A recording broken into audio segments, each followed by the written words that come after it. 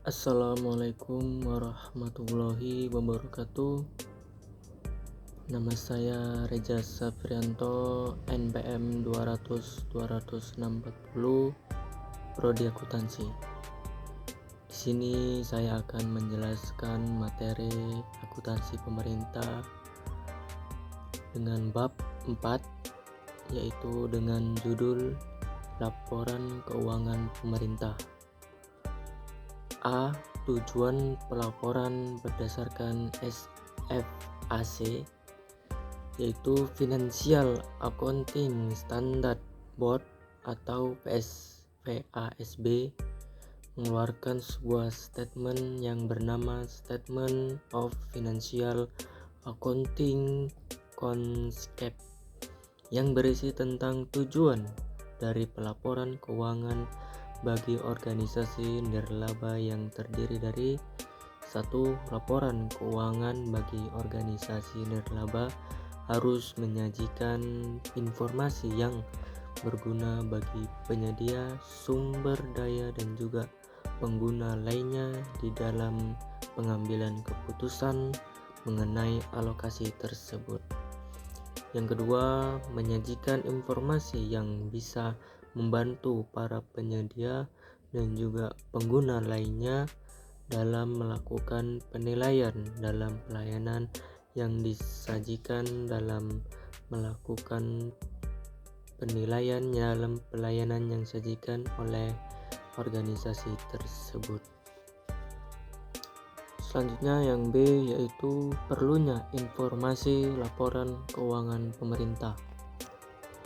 Kebutuhan mengenai informasi mengenai pemakaian laporan keuangan pemerintah tentu sangat penting, dan kebutuhan informasi tersebut tersaji sebagai berikut. 1.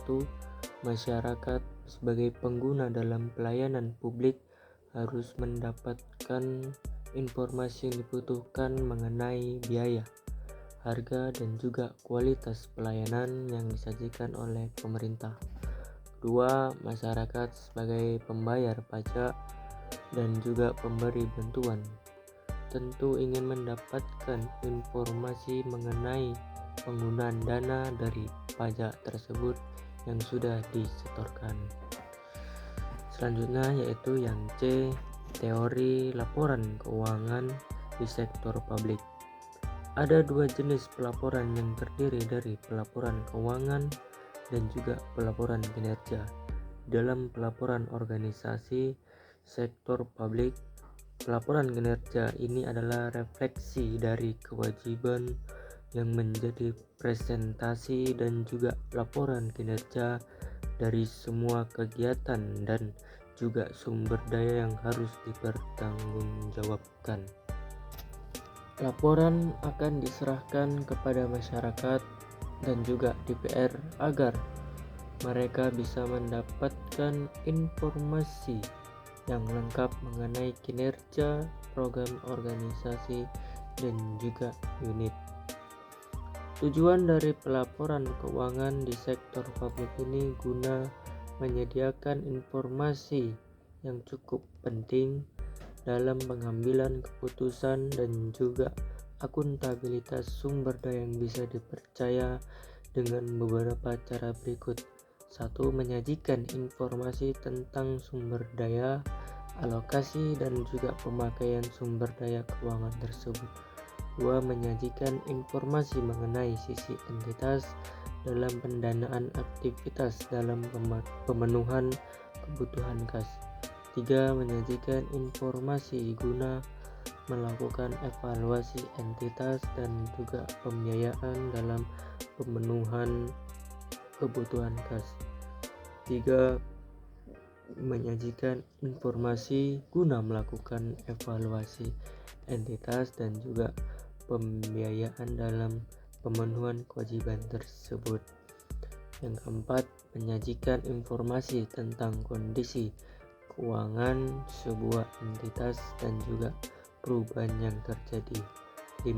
Menyajikan informasi menyeluruh dalam proses evaluasi kinerja entitas yang berhubungan dengan biaya jasa, efisiensi, dan juga pencapaian tujuan.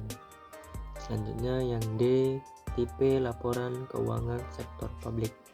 1. Neraca atau laporan posisi keuangan. 2. Laporan surplus dan defisit. 3. Laporan perubahan aktivitas. 4.